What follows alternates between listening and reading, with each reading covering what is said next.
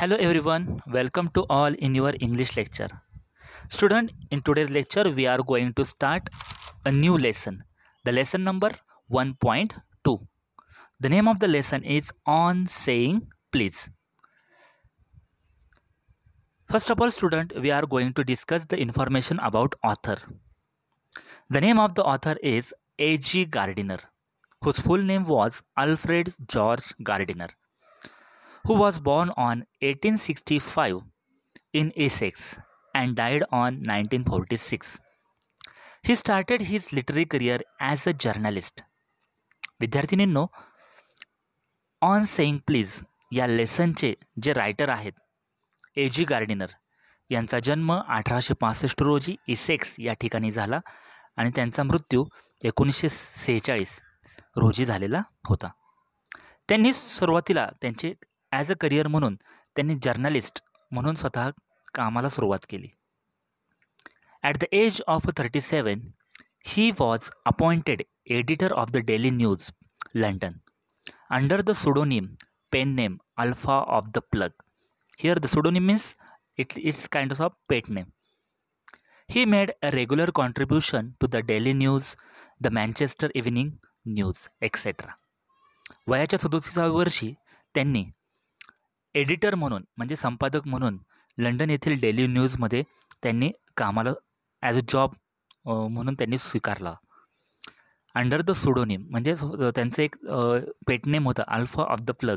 या नावाखाली त्यांनी डेली न्यूजमध्ये कामाला सुरुवात केली आणि त्यांचं वेगळं योगदान आपल्याला त्या न्यूजमध्ये पाहायला मिळतं. डेली न्यूज और मँचेस्टर इव्हिनिंग न्यूज अशा वेगवेगळ्या संपादकीय म्हणून त्यांनी काम केलेलं आपल्याला पाहायला मिळतं. His essays are uniformly elegant, graceful and humorous. त्यांचे जे एसेज आहेत ते आपल्याला एका सभ्य वर्तनाबद्दल आकर्षक आणि विनोदी रूपात आपल्याला पाहायला मिळतं. The pillars of society, pebbles on the shore, many furrows and leaves in the wind are some of his best known writings. त्यांचे जे मोस्टली एसेज जे आहेत ते वेगवेगळ्या पद्धतीने आपल्याला इथं प्रसिद्ध एसेज त्यांनी जे इम्पॉर्टंट एसेज आहेत ते आपल्याला इथं वेगवेगळ्या पद्धतीने फेमस एसेज इथं पाहायला मिळतात. His uniqueness lies in his ability to teach the basic truth of life in an essays and amusing manners. त्यांचे जे एसेज आहेत त्यामध्ये आपल्याला लाईफमधलं जे बेसिक ट्रूथ आहे हे आपल्याला त्यामध्ये वेगळे मॅनर्स जे आहेत ते आपल्याला इथं शिकायला मिळतात. He raise the questions of morality in everydays life. त्यांनी त्यांच्या निबंधातून जो सगळ्यात महत्त्वाचा प्रश्न आहे मॉरॅलिटी, एव्हरीडे लाईफमधला जो मॉरॅलिटी आहे म्हणजे नैतिकता आहे, ह्या नैतिकतेबद्दल त्यांनी जास्तीत जास्त त्याच्यावरती भाष्य केलेलं आपल्याला पाहायला मिळतं. Here the theme of the lesson. What is the theme of the lesson? In on saying please he point out the values of good manners in social life and emphasizes on the importance of courtesy and politeness in daily behavior. आपल्या ह्या लेसनमध्ये on saying please यामध्ये रायटरने जे good मॅनर्सची जे value आहे ते social लाईफमध्ये आपल्याला ते गुड मॅनर्स किती इम्पॉर्टंट आहे ह्याचं महत्त्व आपल्याला ह्यातून दाखवून दिलेलं आहे. कर्टसी आणि पोलाइटनेस म्हणजे जो शिष्टाचार आणि जो नम्रता आहे आपली ह्या डेली बिहेवियरमध्ये किती इम्पॉर्टंट आहे आणि त्याचं सोशल लाईफमध्ये पण आपल्याला वागण्यात किती महत्त्व आहे हे आपल्याला इथं त्याचं इम्पॉर्टन्स सांगितलेलं आहे. He shows how the polite speech and manner sweeten the atmosphere around and how the discourtesy and ill manners spoil or pollute it. त्यांनी तर 2 उदाहरणातून आपल्याला इथं पोलाईटनेसचं महत्त्व समजून सांगितलेलं आहे. जर आपण पोलाईट स्पीच किंवा आपण वेल बिहेव जर केलं, कर्टसीचा वापर जास्तीत जास्त केला तर आपलं जे ॲटमॉस्फिअर आहे ते it become like sweet. But how we become when our nature is like discourtesy and ill manner then our lifes it become spoil or pollute. जर आपण आपला जर बिहेवियर जर एक वेगळा डिस्कर्टसीचा वापर केला किंवा इल मॅनर्ड म्हणजे असभ्यपणे आपण वागलो तर आपली लाईफ पूर्णपणे स्पॉईल होऊन जाते किंवा पोल्युटेड होऊन जाते. अशा 2 उदाहरणातून आपल्याला इथं ह्या लेसनमध्ये इम्पॉर्टन्स ऑफ पोलाइटनेस याचं महत्त्व आपल्याला समजून सांगितलेलं आहे. So let us start the lesson on saying please. Here the first incident the writer described through this lesson. The young liftman in a city office who threw a passenger out of his lift the other morning and was fined for offense was undoubtedly in the wrong. At the beginning of the lesson, the author mentioned on the incident where the liftman who works in the city office and he pushes a person out of the lift. एके दिवशी writer एक incident आपल्याशी share करतात. जो liftman आहे, जो city ऑफिसमध्ये जो काम करणारा जो लिफ्टमॅन आहे, तो एका कामगार व्यक्तीला त्या लिफ्टमध्ये काय करतो, त्याला त्या लिफ्टच्या बाहेर फेकून देतो, ढकलून देतो आणि त्याच्याबद्दल त्याला एक फाईन द्यावा लागणार होता. But for the offence for undoubtedly in the wrong. हा जो ऑफेन्स जो लिफ्टमॅनच्या हातून झालेला आहे तो एक वेगळ्या पद्धतीचा गुन्हा आहे, कारण त्या व्यक्तीला त्याने त्या लिफ्टमधून बाहेर फेकलेलं होतं. But why the liftman who threw the passenger out of the lift. पण त्या लिफ्टमॅनने त्या माणसाला त्या लिफ्टच्या बाहेर का फेकून दिलं? It was the reason that the question of please the compliment entering the lift said the top. इथं एक क्वेश्चन निर्माण झाला होता. when the man who entered the lift and then the person who told to the liftman top. तो जो व्यक्ती ज्यावेळेस तो लिफ्टमध्ये चढला त्यावेळेस तो व्यक्ती त्या लिफ्टमॅनला म्हणाला top. so the person only told the liftman to go to the top. But the liftman said that the person who should have used the word please with the word top. पण लिफ्टमॅनला त्याचं म्हणणं काय होतं की त्या व्यक्तीने top या शब्दाबरोबर please हा वर्ड यूज केला पाहिजे होता. The liftman demanded top please and this concession being refused, he not only declined or comply with the instruction but hurled the passenger out of the lift. त्या व्यक्तीने त्या top या शब्दाच्या बरोबर जर प्लीज हा शब्द बोलला नसल्यामुळं त्याचा परिणाम त्या लिफ्टमॅनने काय केलं, त्या व्यक्तीला त्या लिफ्टच्या बाहेर फेकून दिलं. This of course was carrying the comment on manner too far. Here the writer says that discourtesy is not a legal offence and it does not excuse assault or battery. हे तर रायटरच्या मते डिस्कर्सी म्हणजे इम्पोलाइटनेस हा काय लिगली ऑफेन्स नाही आहे, म्हणजे लिगली हा काय कायद्याने गुन्हा नाही आहे.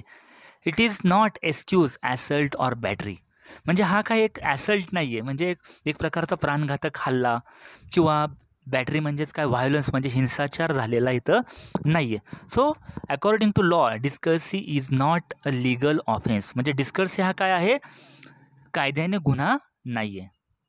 Here the writer give one example how the legal offense म्हणजे legal offense म्हणजे नक्की काय याबद्दल एक उदाहरण इथं आपल्याला पाहायला मिळतं.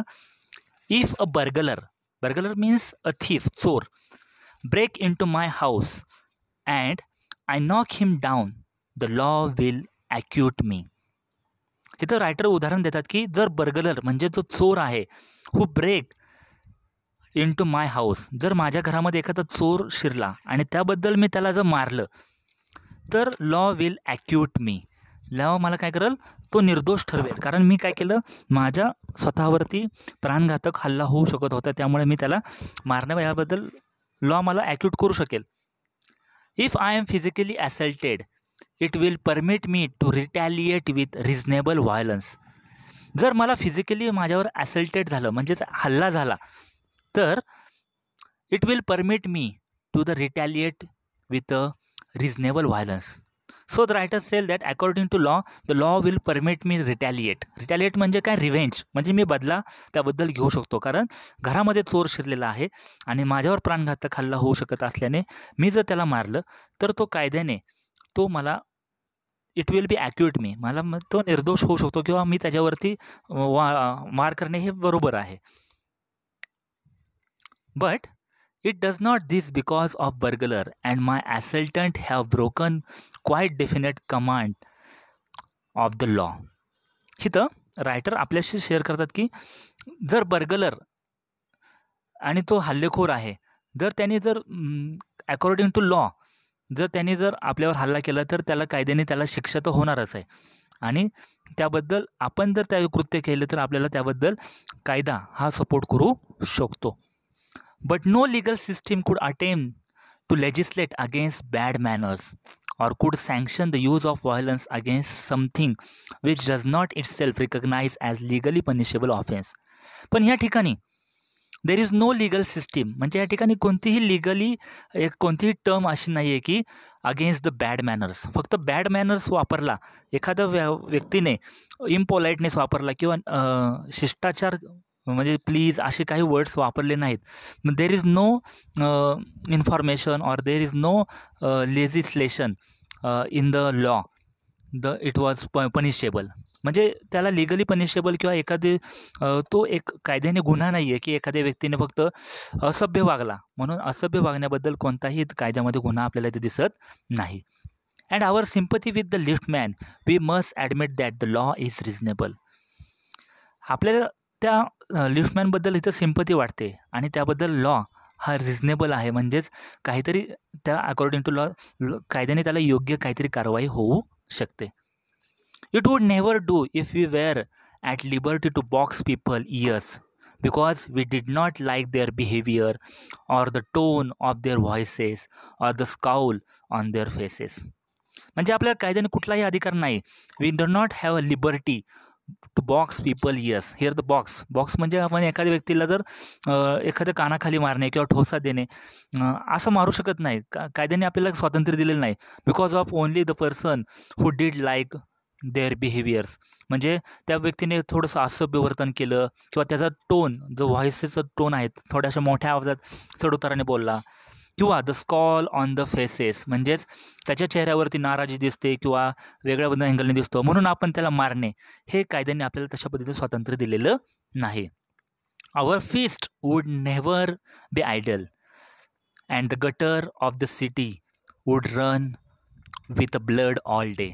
जर कायद्याने असं स्वातंत्र्य दिलं असतं तर एखाद्या व्यक्तीला बिहेव केलं, वेल बिहेव नाही केला किंवा त्याचा टोन व्हॉइस जो बोलण्याचा टोन जर वाढवला, त्याबद्दल जर कायद्याने आपल्याला जर स्वातंत्र्य दिले असते आणि आपण जर सगळ्याला मारत सुटलो असतो, देन वी सॉ the blood who flow in the gutter all day. जर आपल्याला जर असं जर स्वातंत्र्य मिळालं असतं, नुसत्या एखाद्या व्यक्तीच्या वागण्याबद्दल जर आपण जर मारत सुटलो असतो आणि जर आपल्याला स्वातंत्र्य कायद्याने मिळालं असतं तर आपल्याला रक्ताचे पाठ ह्या गटारामध्ये आपल्याला रोज पाहायला वाहत जाताना आपल्याला पाहायला मिळाले असते.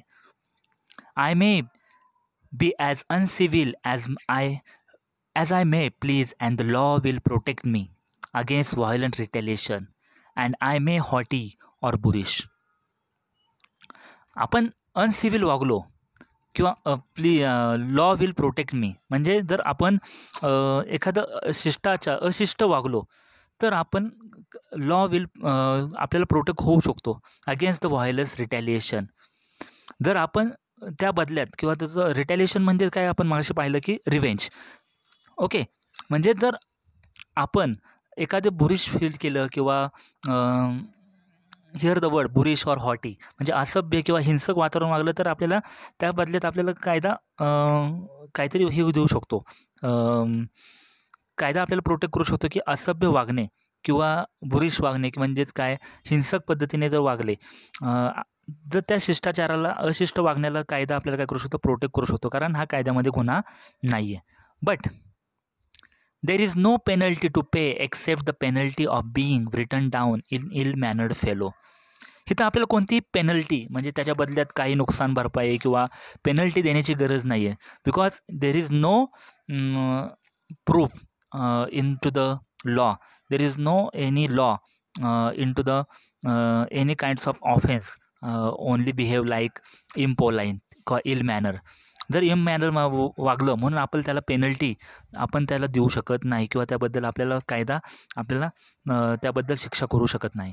The law does not compel me to say please or attune my voice to other people's sensibilities, and more than it say that I shall not wax my mustache or dye my hair or wear ringlets down my back. जसं कायदा हा मला compel करू शकत नाही, म्हणजे compulsion करू शकत नाही की मी प्लीजच बोललं पाहिजे, माझा व्हॉइसचा टोन असंच झालं पाहिजे, असं कायदा करू शकत नाही. तशाच पद्धतीने मी जर ठरवलं की आय शाल नॉट वॅक्स माय मुस्टॅक, म्हणजे मी माझी मिशा कोणाच्या सांगण्यावरून कापायची का नाही कापायची, माझ्या हेअरला डाय करायचं का नाही, किंवा रिंगलेट्स जे आहे म्हणजे पाटणीवरती जी वेणी आहे ती माझ्या पाठीवरती ठेवायची का नाही, हे जसं आपले स्वतःचे आपण जे काही स्वतःला स्वत्व असतं किंवा आपल्याला स्वतः जे अधिकार असतात त्याबद्दल कायदा ह्याला पनिश करू शकत नाही. हे जे कारणं आहेत त्याला कोणत्याही कायद्यामध्ये असा कोणताही सँक्शन नाही आहे की तिथं त्याला पनिशेबल आपण होऊ शकतो. It does not recognise the laceration of our feelings as a case of compensation. There is no allowance for moral or intellectual damage in this matter. म्हणजे कायद्यानुसार जर लॅसरेशन म्हणजेच काय, जर आपल्या भावना कुठं दुखवत असतील किंवा कंपेन्सेशन म्हणजे त्याची नुकसान भरपाई आपण इंटेलेक्च्युअल मॅनेजमेंट किंवा डॅमेज झाला असेल म्हणून त्याची नुकसान भरपाई म्हणून अकॉर्डिंग टू लॉ आपल्याला कोणीही मागणार नाही, कारण त्यामध्ये कायद्याने आपल्याला कसलीही त्यामध्ये कोणतेही नमूद केलेलं नाही आहे. This does not mean that the damage are negligible.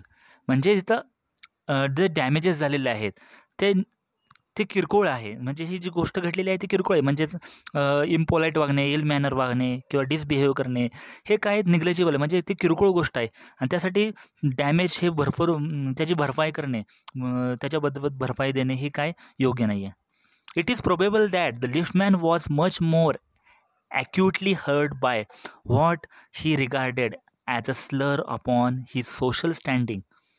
ह्या ठिकाणी आपल्याला त्या लिफ्टमॅनबद्दल थोडंसं सहानुभूती वाटते, कारण त्याचं पण एक समाजामध्ये काहीतरी सोशल स्टँडिंग आहे, सोशल स्टेटस आहे, त्यामुळं त्याला स्वतःचा स्वाभिमान दुखवला असं त्याला वाटत असावं. Than he would have been if he had kick on the shin for which he could have got legal retrace. इथं जर त्याला त्या पोलाइटनेसच्या ऐवजी तर त्याला त्या kick if someone person who kick on his shin म्हणजे काय, जे पायाची नडगी आहे त्या पायाच्या नडगीवर तर कोणी लात मारली असती तर त्या लिगल रिट्रेस झालं असतं किंवा मग त्याला त्या समस्येचं निवारण केलं असतं. But the pain of a kick on the shins soon passes away, but the pain of a wound of our self respect or vanity may poisons a whole day. जर एखाद्या व्यक्तीवरती हल्ला केला असेल, त्याला त्या नडगीवरती त्याला लात मारली असती तर तेवढ्या वेळाने त्याचं ते पेन जसं विसरून गेलं असतं आणि त्या डोक्यानं त्याचं निघून गेलं असतं, कारण एखाद्या व्यक्तीला मारणे हे तात्पुरत्या नंतरनं ते विसरून जातं. But wound of our self respect of our vanity may poisons a whole day. जर आपल्या सेल्फ रिस्पेक्ट जर दुखावला, म्हणजे आपला स्वाभिमान किंवा व्हॅनिटी म्हणजेच काय, आपलं जो स्वत्व आहे तो आपलं प्राईड आहे, जर तो जर दुखावला गेला असेल, the poisons of our whole day, आपल्या दिवसभर तो आपला स्वाभिमान दुखावला असेल तर ते डोक्यातनं जाऊ शकत नाही. I can imagine that liftman denied the relief of throwing the author of his owned out of the lift brooding. आपण इथं समजू शकतो की ऑथरने, त्या लिफ्टमॅनने ते त्या व्यक्तीला ते बाहेर फेकलं हे त्याच्या योग्य केलं नसतं तर त्याच्या दिवसभर ते झाला काय डोक्यात ते गोष्ट त्याच्या सतत राहिली असते, कारण ते जी जखम आहे त्याचा स्वाभिमान दुखवलेला असल्यामुळं जी ब्रुडिंग आहे, म्हणजेच काय, आपण जो त्याचा सॅड फिलिंग त्याच्या मनामध्ये आहे ती त्याच्या डोक्यात कंटिन्युअसली राहिली असते, त्यामुळे त्याने जे कृत्य केले ते योग्य आहे त्याच्या भूमिकेतून. Over the insult by the hour and visiting his wife in the evening as the only way of restoring his इक्वेबिलियम.